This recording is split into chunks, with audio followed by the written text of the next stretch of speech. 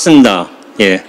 이번에 이제 불교 박람회에서 이제 연사 초청 강연을 이렇게 하게 되었는데, 제가 이번에 주제는 뭐 여기서 우리 삶은 왜 고통이 되었을까라고 이렇게 했는데, 이렇게 전에 준 기억은 없지만은 삶은 왜 고통이 되었을까라고 하지만은 원래 나는 감옥이 아니라 선물이다라는 주제로 이렇게 했었어요. 그걸 준비해 가지고 지금 이제 강연을 시작할 텐데, 이거는 이제 무대 법문이잖아요. 무대 법문이니까 조금은 가볍게 좀 시작하는 걸로 생각해서, 가볍지만 또 영 가볍진 않게 한번 이야기해 보도록 하겠습니다. 예, 제가 요즘에 많이 이제 제가 원래 책을 잘 안 보는데 책은 좀 약간 질려가지고 안 보는 경향성이 있는데, 요즘에 좀 책을 보는 경우가 좀 있습니다.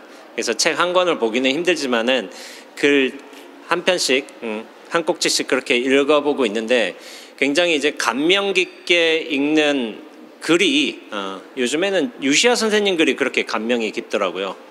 그래가지고 유시아 선생님 글을 많이 보고 있는데, 유시아 선생님 글 중에 비를 맞는 바보라는 글이 있어요. 이게 뭐냐면은 좋은지 나쁜지 누가 아는가, 이 책에 나오는 글인데, 유시아 선생님이 어떤 경희대 국문과를 재학할 당시, 졸업할 당시의 어떤 이야기들을 그렇게 담아 놓으셨는데, 저는 이 이야기 보고서 굉장히 좀 제가 오늘 해야 되는 강연 주제와 굉장히 연관되는 부분이 많아가지고 간략하게 소개할 겸 한번 이야기를 한번 시작해 보도록 하겠습니다.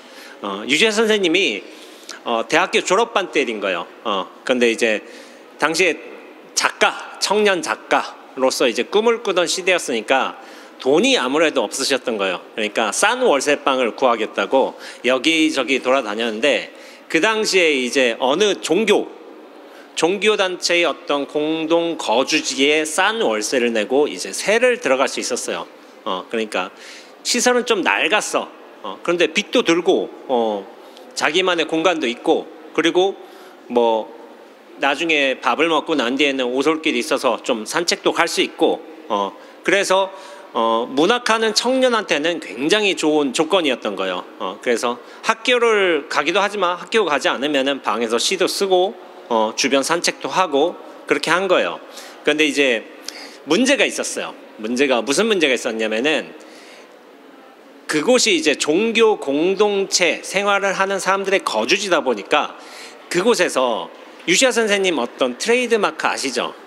약간 긴 머리에 장발에 선글라스를 그때는 끼셨는지 안 끼셨는지 잘 모르겠지만은 낡은 롱코트 그렇게 입고 다니면서 이게 하니까 눈에 띌 수밖에 없는 거예요. 종교단체 거주지니까. 그러니까 거기서 유시아 선생님은 당시에 시를 읊는다고 거리에서 다니면서, 그냥 주택을 다니면서도 시를 중얼중얼 읊으신 거예요.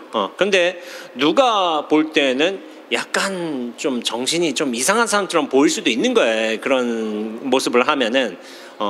그러다가 시를 읊고 다니고, 더군다나 이제 모양도 이상하고 하니까 사람들이 결국엔 나중에 쳐들어온 거예요. 유시아 선생님 방에 쳐들어와서 나가라고, 이 신성한 공간에서 나가라고 이렇게 압박을 한 거죠. 그런데 이제 유시아 선생님은 그 거주지 단칸 방이지만 거기에 세를 냈기 때문에 거기서 지낼 권리가 있었죠. 근데 이제 그러면서 왜 이렇게 중얼거리고 다니냐고 하니까 나 시인이라고 했는데, 이게 좀 오해를 받은 거예요. 뭐냐면은 나 시인이에요라고 했는데 나 신이에요 라는 식으로 이제 들린 거야. 신이에요. 그러니까 이 종교 공동체에서 이 마귀가 갑자기 나타난 거잖아요. 모양도 우물하고 중얼중얼거리고 롱코트에 긴 머리에. 그러니까 더 이제 뭐 사람들이 굉장히 반발을 한 거죠. 반발해가지고 마귀야 물러가라 막 이런 식으로까지 말을 한 거예요. 어떤 공동체였는지는 모르겠지만은. 그러니까 유시아 선생님은 그때 좀 충격을 받은 거예요. 내가 마귀라고? 난 그냥 뭐 릴케의 시를 읽던지 여러 시인들의 시를 읊었을 뿐인데 마귀라는 비탄을 받으면서, 그러니까 월세, 남은 월세도 받지 못하고 약간 쫓겨난 신세가 된 거예요. 그러니까 끝날 때까지, 그러니까 유시현 선생님이 나갈 때까지 그 종교인들은 결국에는 그 정문에서 보면서 나갈 때까지 매의 눈초리로 좀 바라보고 있었다, 그런 말을 하는 거예요. 그런데 유시현 선생님이 그 당시에 그 월세방에서 나갈 적에 어떤 느낌이 들었냐면은 마치 이 세상에서 추방당한 듯한 느낌을 받으셨다고 해요. 그러니까 나는 굳이 잘못한 게 없는데 개인의 좀 트레이드마크가 독특할 뿐인데 그런 마귀라는 말까지 들으면서 쫓겨나니까 굉장히 억울했겠죠. 근데 그렇게 억울해서 쫓겨나서 시골길을 배회하다 보니까 영국부 후배를 만난 거예요. 다행히 영국부 후배를 만나니까 그 영국부 후배가 무슨 자초지종이냐 이렇게 이제 물었겠죠. 그러니까 이렇게 해서 저렇게 해서 이렇게 쫓겨났게 됐다. 근데 이제 그 당시에 군인 담요하고 책 몇 권하고 시집 몇 권하고 이렇게 들고 다니고 노트 그런 거 들고 다니니까 영 행색이 좀 수상하기도 했겠죠. 그러나 자초지정을 듣고 난 이제 후배가 뭐냐면은 선배를 모셔가지고 이제 설탕물을 타준 거예요. 설탕물을 타주면서 선배님 힘내라고 그렇게 한 거예요. 그러면서 그 후배가 적극적으로 이제 나서가지고 주변에 싼 월세 있는 집이 있는지 이렇게 좀 찾으러 다녔어요. 그래서 그 당시에 유시아 선생님이 어떻게 됐냐면 무허가 창고에 좀 들어가게 됐어요. 그러니까 좀 강에서 가까웠나 봐요. 경기도 외곽이었지만은. 근데 거기가 그나마 싸고 그리고 다른 이제 누군가가 방해할 만한 구석도 없고 하니까 궁여지책으로 그 창고로 들어가게 된 거죠. 근데 이제 주변에 사람도 없고 하다 보니까 근데 이제 그 창고가 문제가 전기가 안 들어와서 들어가서 지낼 수는 있지만은 밤에는 글을 보기도 하고 뭐 생활도 해야 되니까 촛불을 켜고서 지낸 거예요. 창고에서. 그러니까 이게 창고에 간이 침대 같은 게 있을 수도 있겠죠. 그러나 그게 사람 사는 모양 제대로 된 이제 살림살이를 갖춘 형태라고 보기는 힘들겠고 거기서 좀 지내시게 된 거죠. 거기서 이제 낮에는 랭보의 시나 말라름의 시를 외우면서 이제 한가롭게 포행을 다닌 거예요. 그러니까 어떻게 보면 이런 모습 보면 굉장히 이상적인 삶을 사셨던 거야. 어떤 가난한 문학 청년의 어떤 이미지가 들죠. 근데 저 역시도 어떻게 보면 대학생 때 문학 청년이었거든요. 실제로 동인에 들어가서 글을 쓰기도 하고 문학부에서 글을 많이 썼어요. 저는 시를 쓰지 않고 소설을 썼지만은 그렇게 문학 청년의 삶을 살았지만은 어떤 우리가 이상적으로 생각하는 극단적인 형태, 가난하고 외떨어지고 그런 모습으로서의 문학 청년의 삶을 유시아 선생님께서는 사셨던 거죠. 졸업하실 때. 근데 이제 문제가 생겼어요. 여름 장마가 닥친 거야. 장마가 닥치니까 그 무허가 창고가 좀 강에서 가까웠는가 봐요. 그러니까 집이 뭐 좋겠어요. 슬레이트 지붕에다가 그냥 대충 지은 집이겠죠. 창고의 형태니까. 그러니까 비가 퍼붓기 시작하니까 이제 그 슬레이트 지붕에서 비 때리는 소리 아세요? 저는 어렸을 때 시골집 살아가지고 그 소리를 알아요. 그러니까 적응돼서 괜찮을 수도 있겠지만은 어떻게 보면은 주변이 너무 저교하고 그리고 어떻게 외롭기도 하고 그리고 어두운 상태에서 그 슬레이트에 비가 때리는 소리는 어떻게 보면 공포로 다가왔을 수가 있어요. 자신의 어떤 외로움을 좀 굉장히 복돋는 그런 소리처럼 들릴 수도 있었죠. 그러면서 뭐가 문제였냐면 강에 가까이 있었잖아요. 강물이 불어나는 거야. 강물이 불어나니까 야, 이 창고까지 물이 덮치면 어쩌나 이런 고민을 할 수밖에 없는 거죠. 근데 그 물을 보니까 동트기 전에 이렇게 딱 봤는데 어떤 빛을 받아서 그런지 몰라도 원래는 어두워야 되는데 그 물빛이 빛에 약간 반사가 되었는지 몰라도 굉장히 공포스럽게 느껴진 거예요. 그러니까 이런 상황에서 불안할 수밖에 없는 거예요. 사람이란 건 당연히 그렇죠. 자기 터전이 떠내려간다든지 물에 그러면 불안할 수밖에 없어요. 그래서 자신의 처지도 어떻게 보면 한탄스러운 거죠. 문학 청년의 꿈을 가지고 이렇게 촛불을 켜가면서 시도 읊고 시도 써가면서 무허가 창고에서 지내고 있지만 사실 객관적인 어떤 엄밀한 의미에서 이거는 굉장히 사람답지 못한 삶이었거든요. 그러니까 자신의 삶이 불안할 수밖에 없는 것이고, 더군다나 그렇게 강물이 솟아오르는데 막 흰빛이 희번덕거리면서 울렁거리니까 그 강물에 자신의 어떤 심정이 투사가 되어가지고 더 두려워지게 된 거죠. 근데 이 상황에서 누군가 유시아 선생님을 구원해 줬어요. 누구였을까요? 당신이 그런 기록을 해요. 누군가 나를 구원해 주었다. 설탕물, 그 따뜻한 설탕물 타준 후배였을까요? 아니면 월세 주인도 아니었고, 유시아 선생님을 구원해 준 것은 본인 자신입니다. 본인 자신이 어떻게 구원해 줬을까요? 당신은 그렇게 써요. 더 이상 이제 밀려날 데도 없어. 무허가 창고까지 왔으니까. 그런데 그렇게 희번덕거리면서 밝게 빛나는 강물을 보면서 자신의 위치를, 나의 모습을 확인한 게 된 거예요. 그게 뭐냐면은, 나는 시인이야. 시인인데, 내가 시인이라면은 나는 지금 이 순간에 내가 겪고 있는 이 감정, 어떤 내가 하는 생각들, 이 주변의 어떤 정황들, 이런 것들을 시로 표현해내는 게 시인 아닌가? 아무리 어려워도 그런 종류의 자각이 일어나니까 어떤 삶의 의지가 그렇게 갑자기 샘솟기 시작했다는 거예요. 그러니까 삶의 고통스러운 상황들이나 정황들, 어떤 그런 감정이라 하더라도 사실은 그게 문학적인 재료가 될 수가 있거든요. 저도 역시 그랬던 것 같아요. 그러니까 문학하면 좀 독특해져요. 자기가 굉장히 괴로운 한편 무슨 생각하냐면은, 야, 이걸 어떻게 한번 글을 써보지? 이런 생각을 하게 돼. 동시에 원래는 괴로워해야 되는 게 맞잖아요. 그러나 문학가라면은 이걸 어떻게 글의 형태로 완성해낼 수 있을까, 이런 고민도 동시에 하게 돼 있어요. 그러니까 약간 내가 좀 제정신 아닌가, 이런 생각이 들기도 해요. 왜냐면 글을 써야 한다는 어떤 종류의 자신에 대한 압박, 그리고 생각이 있으니까. 그러면서 자신의 입장을 다시 돌이켜 본 거야. 원래 월세방에서 이렇게 쫓겨난 문학 청년일 수도 있지만은, 그냥 청년일 수도 있지만은, 다시 돌이켜 보면은 자기는 슬레이트 지붕 아래 빗소리가 막 내리고 있어. 비 떨어지고 있어. 그 소리를 들으면서 시를 쓰는 시인이 아니던가, 촌농을 딱 보면서 글자 끄적이면서. 그러니까 시인에게 어떻게 보면 가장 적합한 장소가 어찌 보면 이 무허가 창고의 슬레이트 지붕 아래에서 촛불에 기대서 이제 시를 쓰는 자신의 모습이었던 거예요.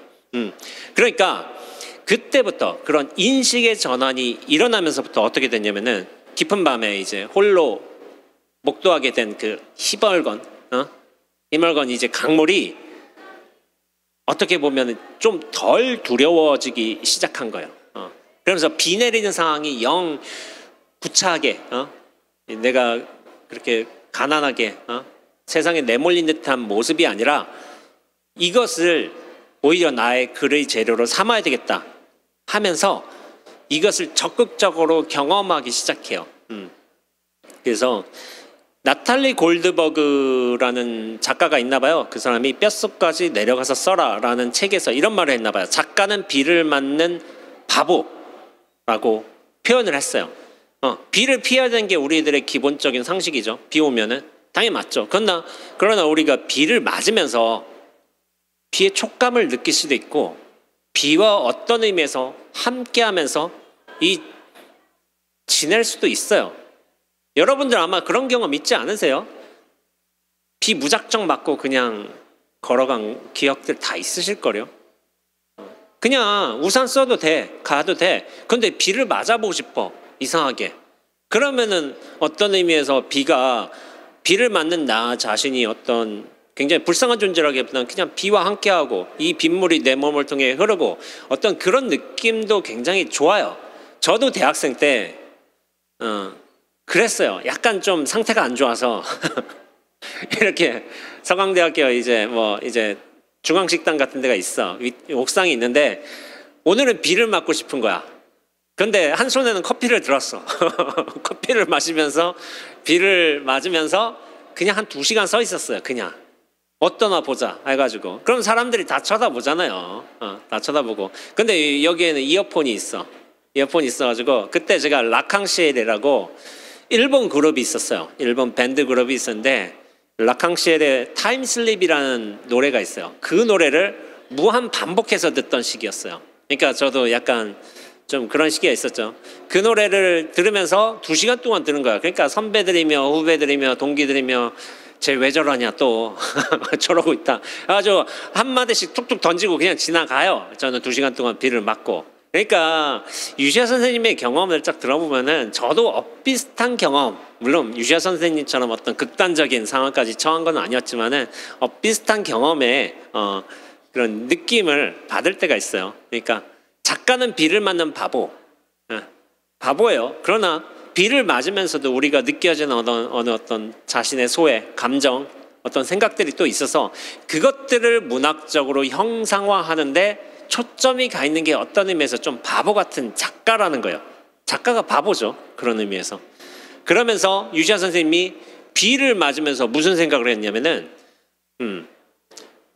어디에 비를 맞는 자신의 처지를 한탄한다거나 어디로 피해야 되거나 그런 생각을 하는 게 아니라 빗방울이 떨어지잖아요. 그러면 웅덩이에 그렇게 동그라미가 파장이 착 퍼지면서 그 모습을 계속 지켜보는 것, 그리고 그 순간을 사는 것, 이것이 작가가 아니겠는가 하면서 자신의 작가적 상황을 다시 돌이키면서 나는 작가다, 시인이다, 지금 이 순간을 여실하게 살아내야 하는 것이고 지금 이 순간을 면밀하게 느끼면서 그것을 시로 표현하는 게 나의 본분 아니던가, 그런 식으로 입장을 전혀 바꿔서 생각하신 거죠. 그러면서 제가 좀 인상 깊었던 구절이 있어요. 그걸 한번 소개해 드려보자면은, 불어나는 강물 앞에 나는 혼자 서 있었고 세상은 넘실거렸다. 하지만 나는 더 이상 달아나지 않기로 했다. 장대비의 연거푸 이마를 두들겨 맞으며 작가로서의 내 삶을 거룩한 소명으로 여겨야 한다고 마음먹었다. 불안과 고독도 내 글의 부사와 형용사가 될 것이라고. 그 순간 나는 정말로 작은 세계의 시인이 된 것 같았다 라고 표현을 해요. 불안과 고독도 내 글의 부사와 형용사가 된다고 했어요. 나 이게 정말 멋진 표현 같아요. 불안과 고독은 우리가 피해야 된다고 하잖아. 그러나 내 글에서 내 불안과 고독도 나의 글을 꾸미기 위한 부사와 형용사가 될 뿐이다. 이거 굉장한 거예요. 굉장한 표현. 저는 그렇게 생각하고, 그 순간 나는 작은 세계의 신이 된 것 같았다고 얘기를 해요. 이게 저는 유시아 선생님을 이렇게 평가해요. 전 굉장히 훌륭한 문학가이시지만은 구도자의 면모가 굉장히 강하세요. 이분은 실제로 수많은 이제 영성가의 글을 번역하시기도 하셨고, 여러 영성의 어떤 체험들을 하고 있는 인도 분들이라든지 아니면 인디언 분들이라든지 그런 기록들을 찾아가면서 번역도 하시고 책도 내시고 많이 하셨어요. 그리고 모든 글에 그냥 어떤 작가로서의 어떤 소외만 있는 게 아니라 진리의 면모가 틈틈이 들어가 있어요. 근데 그게 문학적인 장치를 통해서 굉장히 감동적으로 다가오는 글들을 잘 쓰세요. 그러니까 사람들에게 흡입이 잘 되는 거예요. 내용으로서 이해하는 게 아니라 유시아 선생님의 글은 제가 굉장히 좋아하지만 가슴으로서 이해가 돼요. 가슴으로서. 한 인간으로서 겪어야 될 어떤 감정 같은 요소들이 직접적으로 쑥 다가오는 그런 글들을 굉장히 잘 쓰셨는데, 그것은 뭐냐면은 단순히 머리로서 글을 쓴 게 아니라 당신이 가슴을 열면서 세상을 마주 대하면서 그런 요소들을 채취해가면서 이걸 문학적으로 형성한 구도자와 문학가 두 가지 모습이 곁들여져 있다고 저는 생각을 하고 있습니다. 작은 세계의 신이 된다고 하셨잖아요. 비와 함께 한 거야. 여러분들 비 맞으면서 촉감 느끼면서 물 웅덩이 바라보면서 하늘 면전에 이제 때리는 빗물 보면서 그때는 뭐가 두렵지가 않아요. 사실은 그냥 이렇게 되나 보다 하고서 살아요. 그럴 때는 내가 어떤 생각, 이 비 피해서 빨리 집에 가야 돼, 샤워해야 돼, 감기 들어, 이런 게 아니라 그냥 그 자연과 함께 하는 거예요. 그러니까 자기에 대한 존재감, 생각, 이런 것들을 쑥 내려놓으니까 어떻게 보면은 비와 이 폭우와 이 거센 날씨와 하나가 되면서 오히려 평온함을 느낄 수 있기도 해요. 우리가 선택적으로 그렇게 비를 맞기로 결정했다면은, 그러면은 이 자연이라는 게 참 중요한 거예요. 자연과 더불어 산다는 게 뭐냐면, 우리가 어떻게 보면 지금 오피스에 좀 갇혀가지고 컴퓨터 화면이라든지 아니면 스크린 화면에 갇혀서 이 넓은 자연의 세계를 놔두고도 이제 경험하지 못한 경우가 많이 있는데, 인디언 부족 같은 경우에는 사실은 뭐 이를테면은 자연과 굉장히 어우러진 삶을 살잖아요. 그러니까 그이들은 뭐냐면은 자연에 대한 동경, 외경 같은 게 있어요. 그렇기 때문에 나 자신의 존재도 자연의 일부분이고 자연에 낳은 하나의 자식이다. 그렇기에 너와 나는 전혀 다른 존재가 아니다. 그러면서 자연과 가까이 할수록 어떤 전체와 만날 수 있는 철학적, 어떤 경험적 삶의 기반들이 잘 마련되는 경우가 있어요. 그러니까 이 자연과 함께 한다는 생각을 든다면은, 제가 이제 제 식으로 표현하자면 이 전체와 눈앞과 함께 한다면은 사실은 우리가 전체의 일부이기도 하지만 곧장 전체가 될 수 있는 어떤 묘한 감정 상태가 들기도 해요. 그러면서 내가 전혀 이런 작은 존재가 아닌 것 같다, 이 자연에서 커다란 존재인 것 같다, 그런 느낌을 받을 때도 있는데, 이 유시아 선생님께서는 이 비를 오히려 적극적으로 맞으면서 그런 내가 작은 세계에 신이 된 것 같았다, 이 전체와 약간 동질화되는 이제 경험을 하셨던 거예요. 제가 볼 때는 그렇기 때문에 참 재미나요. 그러면서 유시아 선생님이 말씀하시기로는 파울로 코엘료의 소설 연금술사라는 책이 있나 봐요. 저는 보지는 않았습니다. 그 연금술사에서 주인공이 누구냐면 산티아고야. 산티아고라는 친구. 원래는 이제 부모님은 산티아고한테 너 성직자 되라, 수사 되라, 신부 되라, 이렇게 한 거야. 했는데 산티아고는 자기는 보물을 찾아 떠나는 모험가가 되기로 결정을 해요. 부모님 말 안 듣고. 그러다가 이제 원래 양치기를 했어요. 양치기를 했는데 이렇게 모험가가 되기 위해서 양을 다 판 거야. 파서 이제 여행을 떠나겠다고, 나는 보물을 얻겠다고. 그렇다가 모로코의 탕헤르라는 도시에 이르러서 뭐냐면은 시장에서 그냥 자다가 이제 자기 돈을 다 도둑 맞은 거야. 도둑 맞으니까 화가 나고 절망해서 자신은 이 세상에서의 어떤 피해자라고 생각할 수밖에 없는 거죠. 어떤 의미에서는 나 지금 여행을 떠나려고 하는데 이 자금이 다 사라졌어. 그러니까 절망에 빠져든 거죠. 근데 이 순간에 똑같아요. 이 산티아고라는 친구 본인을 구제한 거는 다른 사람 아니에요. 산티아고 자신이에요. 뭐냐면은 난 생각해보니까 도둑을 맞은 희생자가 아니라 어떻게 보면은 난 처음부터 보물을 찾아 떠난 모험가가 아니었던가. 지금 이 상황, 눈앞의 상황, 지금 1분 전, 1시간 전 나는 이 돈을 잃었어. 나는 피해자야. 억울한 희생자야 라고 생각하지만 전체로서의 어떤 자기 삶을 툭 터놓고 봤을 때는 나는 모험을 하기 위해서, 보물을 찾기 위해 이렇게 떠난 사람 아니야? 근데 이 일은 사실은 굉장히 사소한 일이었던 거야. 그러니까 물건의 관점에서, 득실의 관점에서 분명히 산티아고는 희생자였지만은 삶에서 눈앞의 삶에서 이거를 치러내는 입장에서는 모험가에서는 이거는 단지 하나의 사건이었을 뿐이에요. 근데 뭐냐면은 희생자에서 모험가로 바뀌게 된 거는 뭐냐면은 시선이 바뀐 거 하나예요. 시선. 나를 바라보는 시선이 바뀐 거 하나예요. 유시아 선생님도 그렇죠. 세입자에게서 쫓겨난 그냥 직장 구하지 못한 4학년 졸업생이 아니라 시인으로 바뀐 거예요. 시인.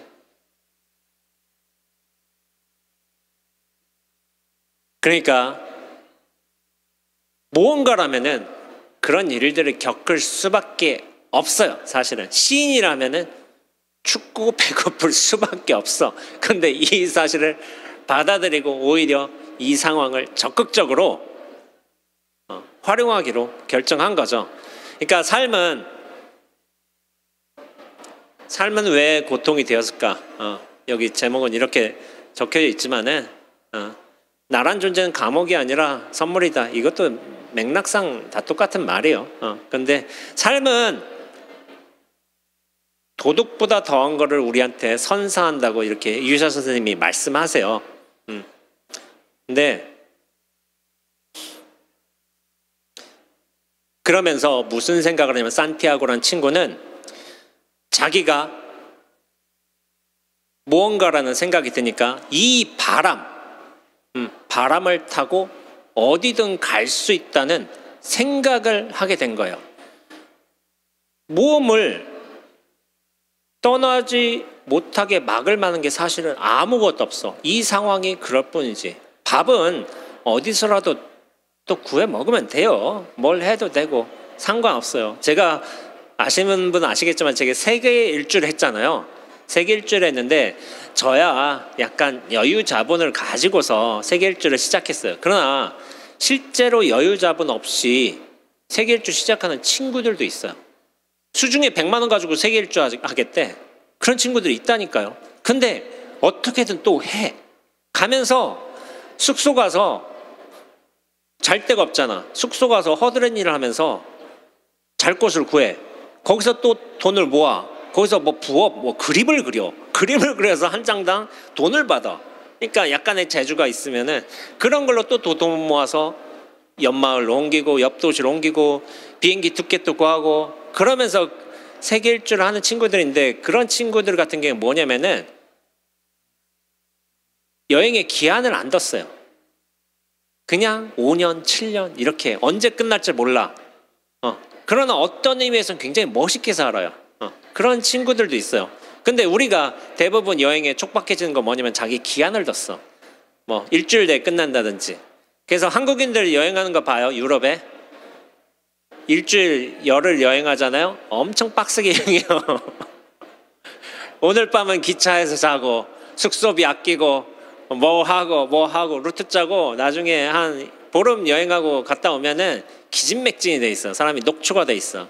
그걸 즐기는 게 아니라 물론 이건 한국인의 종특이에요. 종특. 제가 볼 적에는 이게 어쩔 수가 없어. 그러나 그 종특에서 벗어나서 그냥 삶을 크게 바라보고 여행하는 친구들도 있어요. 기한을 안 둬요. 그냥 5년, 7년, 10년 하는 거야. 자전거 타고 자전거 뭐 부품도 또 갈아가면서 그렇게 하는 거야. 그런 친구들도 좀 늘어났어요. 그러니까 산티아고라는 친구도 어떻게 보면은 삶을 커다란 여행으로서 시선 전환하면서부터 그러면서 자기는 모험가라는 이런 일을 겪지 말아야 한다는 그런 생각에서 자유로워질 수가 있었던 거죠. 그러니까 자신의 소명을 사랑하면 세상도 사랑하게 된다고 유시아 선생님 말합니다. 그러니까 비를 맞으면서도 유시아 선생은 뭐냐면은 그 강물 불어나면서도 시를 읊었대요. 뭐 랭보의 시를 읊는 거야. 그러니까 근데 이거 저는 굉장히 좀 약간 눈물 났어요. 이 문장을 보면서 비 맞으면서 자기의 처지가 정말 극한까지 갔는데도 그때도 시를 읊었대. 그 비 맞으면서도. 보통은 그렇게 생각 못해요. 어떻게든 내가 안전한 잠자리 찾고 좀 더 따뜻한 곳 찾고 그런데 거기서 시를 읊었어. 그러니까 약간 눈물 났어요. 이 글을 보면서. 그러니까 치열했던 거야. 치열했던 거. 정말 이 치열한 면이 있어요. 성공한 사람들은 다. 대부분은 안 그래요. 비 맞으면서 따뜻한 곳, 비 피할 곳 찾고 있지. 거기서 시를 읊었대. 비 맞으면서도. 굉장히 치열하게 사셨고 그러면서 자신이 오갈 데 없는 처지가 아니라 시인이라고 생각하자 얼굴을 때리는 빗방울이 아니면 빗줄기에 춤을 추는 옥수수 잎이 그리고 촛농이 떨어지는 창터까지 하나의 축복처럼 새롭게 보이는 거예요. 그 빗물이 축복이고 저 바람에 휘날리는 옥수수 이파리가 무슨 옥수수라면은 막 미친 것처럼 흔들리거든요.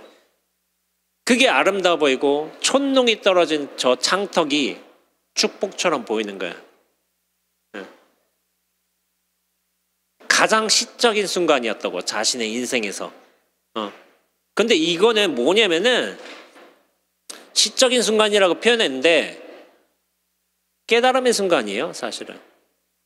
여러분들, 제가 이래저래 많은 분들 만나고 깨달음 수행의 경험들을 이렇게 얘기를 들어보긴 하지만은 주변이 환해지고 밀도가 확 높아지고 투명해지고 나 자신의 존재감이 엷어지고 그런 순간들이 있어요, 수행을 열심히 하다 보면. 그러니까 세상이 사실은 무언가 바뀐 게 없지만은 전혀 다른 모습으로서 나타나는 때가 있습니다. 근데 사실은 그런 경우는 뭐냐면은 나 자신의 존재감이 엷어졌을 때라고 할 수도 있고, 내가 생각하고 있는 어떤 관점, 방향, 그런 것들을 내려놨을 적에 지금 이 순간 눈앞에 현상들이 그대로 쑥 들어오는 거예요. 보고 듣고 느끼고 생각하는 그것들이 아무런 이제 여과장치 없이, 보통은 여과장치가 내 생각이에요. 나는 여기 있으면 안 돼, 빔을 맞으면 안 돼, 따뜻한 데로 옮겨야 돼, 지금 나는 불쌍한 사람이야. 이게 다 생각인 거예요. 근데 그 생각을 내려놓고 나의 존재감이 탁 엷어진다면은 주변 세계가 하나도 바뀐 바 없이 전혀 새로운 모습으로 다가오게 돼요. 근데 이게 시적인 순간이라고 표현했지만은 깨달음의 틈틈이 오는 깨달음의 시그널이에요, 시그널. 자신의 존재감이 엷어졌어. 근데 존재감이 엷어지기 위해서 뭐가 하나 바뀌었을 뿐이냐면은 똑같아, 상황은. 근데 나는 쫓겨난 사람, 불우한 사람이 아니라 시인이고 무언가 지금 상황에만 갇혀 있다면은 쫓겨난 사람이고 도둑 맞은 사람이고 그럴 수밖에 없어요. 그러나 이 전체로서, 삶 전체로서 바라볼 수만 있다면은 내 자신이 지금 해야 될 일은 시를 쓰는 것이고 모험을 떠나는 거예요. 거기서 이런 일들 저런 일들이 벌어진 거죠. 그래서 오늘 오후에 하게 되는 강연과 깊은 관련이 있습니다. 나란 존재에 갇혀 있으면은 고통을 겪는 불쌍한 자기 존재밖에 될 수가 없어요. 그러나 우리가 수행을 통해서 자신의 안목, 관점을 널리 바꿀 수만 있다면은 이 삶 전체를 겪어나가는 나는 어떤 의미에서 굉장히 친근한 친구가 될 수가 있어요. 저는 원재라는, 제가 사람이죠, 스님이죠. 물론 이제 절에서 살고 수행도 하고 이렇게 뭐 강연도 하고 사람들도 만나고 하고 있지만은 어떤 의미에서 저는 제가 좀 친구처럼 느껴져요. 원재, 이게 원재 맞아요, 맞긴 한데 가끔은 저는 이제 원재야 잘 지내보자 뭐 그런 소리를 하기도 해요. 왜냐하면은 내가 보여서 그런 것 같아요. 물론 이게 저예요. 그러나 제가 이렇게 여러분들한테 말하고 있지만은 말하고 있으면서도 또한 느껴지는 건 뭐냐면은 말하고 있는 저를 계속 보고 있어요. 이게 사실은 수행을 통해서 알아차림이라고 하기도 하고 전체로서의 뭐 시선 확장이라고 하기도 하는데 이 두 개가 동시에 있는 거예요. 동시에. 원재가 그러니까 제가 말한다. 물론 그것도 맞아. 그러나 원재가 지금 불교박람회 제3전시관에서 여러분들 앞에서 비를 맞는 바보에 대한 글을 이야기하고 있다. 이것도 동시에 또 있는 일이에요. 그러니까 나란 존재에만 갇혀 산다면은 삶은 내가 좋아하고 싫어하고 내 어떤 분별 관점에 있어서 선택되고 그리고 좋아하고 기뻐하고 희노애락이 섞일 수밖에 없는 어떤 나는 조건에 의해서 상황에 의해서 중생으로 살 수밖에 없어요. 그러나 이 삶 전체로서 눈앞으로서 한번 확 나가보자 이거예요. 여기에 갇혀 살지 말고 뭔가 생각에 갇혀 살지 말고. 그렇게 된다면은 나는 지금 이 상황을 여실하게 치러내고 있는 중이에요. 치러내고 있는 중. 원재가 제가 말을 하죠. 그러나 원재가 지금 이 상황에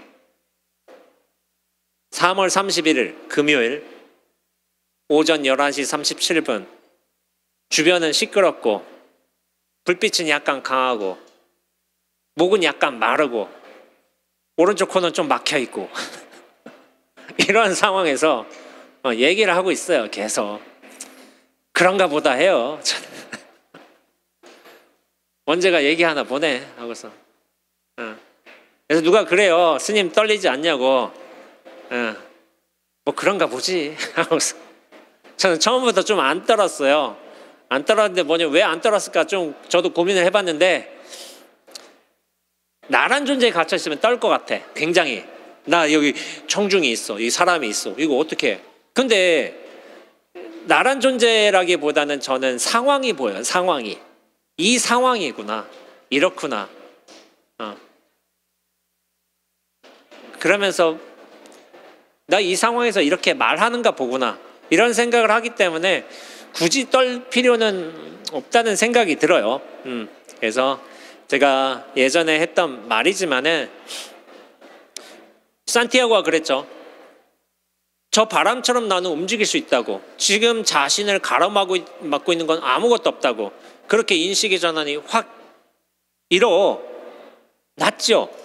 그거는 근데 봄바람하고도 비슷해요. 예전에 제가 조주어록에서 이런 말을 한 적이 있어요. 조주어록에서 한 문장을 인용했는데 어떤 학인, 공부하는 스님이 조주스님한테 물은 거야. 저 흰 구름이 자유롭게 논일고 있습니다 라고 얘기를 한 거예요. 하늘에 흰 구름 있잖아요. 오늘 날씨가 좋아서 좀 구름이 약간 있는 것 같대요. 그러니까 흰 구름이 이 스님은 부러운 거야. 자유롭게 옮겨 다니고 있어. 근데 우리는 보통 흰 구름들을 하기도 하지만은 어떤 TV 보면 새가 부러운 사람이 있어요. 저 새가 창공을 자유롭게 너닐고 있어. 근데 나는 나란 존재에 갇혀서 이렇게 자유롭게 움직이지 못하고 어떤 생각에 갇혀서 되게 불쌍한 존재로 있어 하면서 저 새가 부러운 거야. 흰 구름이나 새나 똑같아요. 그러니까 그 흰 구름이 자유롭게 논이는 것을 언급한 하긴 스님에게 조주 스님이 이런 말씀해요. 봄바람이 곳곳마다 한가로이 부는 것만이야 하겠느냐. 뭐냐면은 흰 구름은 대상이잖아. 대상인데 사실은 바람 따라 움직이는 게 저 흰 구름이에요. 근데 뭐냐면은 우리는 곧잘 대상에가 있어요. 대상에가 있어서 그 대상이 부러운 거야. 흰 구름이 자유롭게 논이고 자유롭게 사라지고 얼마나 부러워. 그런데 저 새는 창공을 자유롭게 날고 있어. 얼마나 부러워. 하지만은 사실은 저 구름도 바람 타서 움직인 것이고 저 새도 바람 타서 움직이고 있는 거야. 근데 그 바람은 새한테만 불고 저 흰 구름한테만 왔는 거야. 나한테도 이미 왔어요. 지금 벚꽃 시즌이기도 하지만은 벚꽃 향기가 실려오기도 하고 어디서 맛있는 거 팔잖아요. 그 봄바람은 나한테도 불고 있어요. 이미 나한테도 불고 있는데 우리는 대상에 가 있어. 그리고 엄밀하게 얘기해봐요. 창공을 날고 있는 새 있잖아요. 걔 뭐하고 있냐면 먹이 찾느라 바빠요. 엄밀하게 얘기하자면 먹이 찾느라 온 혈안이 돼 있어. 비둘기 봐봐요. 맨마다 먹이 찾을 생각만 하고 있지. 닭 봐봐요. 닭이 그냥 풍경을 여유롭게 즐긴 줄 아세요? 맨날 먹이 찾으라고 돌아다니고 있어요. 그러니까 얘네들은 사활을 건 거야, 먹이 찾는데. 근데 우리는 사실은 먹이가 다 있잖아요. 밥 먹을 돈 다 있고. 그러니까 걔들이 되게 불쌍한 거예요. 어떤 의미에서 보자면은. 그러니까 나의 존재 상황, 나의 열악한 상황을 그렇게 대상에 투여하는 게 인간의 보편적인 심성이에요. 그래서 유시한 선생님 이런 말씀을 하시죠. 그러니까 언제 어디서나 나 자신이 시인임을 기억할 때 모든 예기치 않은 상황들을 마음을 열고 받아들일 수 있었다. 있는 그대로 지금 이 순간에 머물 수 있는 거죠. 그러면서 그때 삶이라는 사건이 글을 쓰기 위한 선물로 바뀌었다. 삶이 내가 어떤 식으로 선택을 하려고 하잖아요. 평가를 하려고 하고. 그런 게 아니라 그 모든 고통스러운 힘겼던 경험도 어떻게 보면 내 삶 전체를 위한 선물로 보내진다는 거죠. 그것이 내게는 인생 본연의 아름다움과 경이로움을 잃지 않는 길이었다. 근데 유시아 선생님은 당신이 시인이란 자각을 했을 적에 삶의 모든 경험들이 선물이라고 하셨는데, 유시아 선생님은 시인이지만 구도자예요. 또한 구도자라고 바꿔도 아무런 지장이 없습니다. 삶의 낱낱 경험들이 사실은 우리를 깨우치게 하기 위해서 진여가 보낸 시그널이라고 저는 그렇게 종종 얘기를 해요. 근데 이 시그널을 나 안에 갇혀 있으면은 두고도 못 봐요. 두고도 못 봐. 지금 여기 3점 시간이 이런저런 일로 좀 뭐 번잡스럽죠. 번잡스럽긴 하지만은 약간 이게 조명이 뭐 이 촬영 때문에 그렇겠죠. 조명도 보이고 여러분들 얼굴도 보이지만은 이 시끄러운 게 어쩌면 시그널이에요. 시그널. 우리 깨닫게 하려는 여러 잡음들도 들리고 빛도 보이고, 근데 우리가 나라는 존재에 갇혀 있으면 이 시그널을 못 봐요. 절대로. 이미 보내졌는데 진여라는 게 나란 존재에서 확 벗어남으로써 삶의 순간순간이 진리가 되고, 나는 그런 진리를 누리는, 진리가 이렇게 드러나게 되는 어떤 창구 역할을 하게 된다면은 세상은 하나도 변한 바 없이 진실하게 다가오게 되어 있습니다. 근데 그러기 위해서는 일단 나란 존재에서 벗어나야 돼요. 벗어날 수만 있다면은 이 모든 보고 듣고 느끼고 생각하는, 심지어 내가 괴로워하는 어떤 감정들마저도 신이 나를, 유시아 선생님 신이라고 했지만 여러 사람의 신이라고 했지만 이 진여가, 부처님의 어떤 진여가 나를 스스로 깨닫게 하기 위해서 보내온 시그널이고, 시그널이 됨을 자각하게 되고, 그리고 전체로서 눈앞으로서 진정으로 살 수 있다면은 이 삶을 더 이상 괴로운 게 아니라, 이런 말 해도 될까? 고통마저도 누린다고 해야 될까? 고통마저도 즐거운 거예요. 생생한 거예요. 나란 존재로 이렇게 발현이 되니까.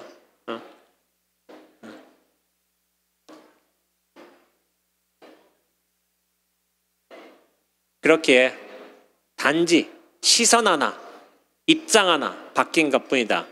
나로부터 벗어나 눈앞으로 나아간다면 나는 더 이상 감옥이 아니라 진리가 드러나는 통로로서, 그리고 진여가 보내준 어떤 선물로서 느껴질 수도 있는 거예요. 이 삶의 경험뿐 아니라 이걸 끌고 다니는 요 원죄라는 인격, 아니면은 어떤 나라는 하나의 몸뚱어리, 생각이란 것도 굉장히 큰 선물인 거예요.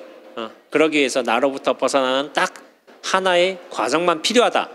이것들을 또 구체적으로 2시 본 강연에서 선사들의 말씀과 제 경험과 빗대어서 한번 설명해 보도록 하겠습니다. 11시 무대 법문은 이로 마치도록 하겠고요. 2시 때 나중에 본 강연에서 한번 컨벤션 센터에서 뵙도록 하겠습니다. 예.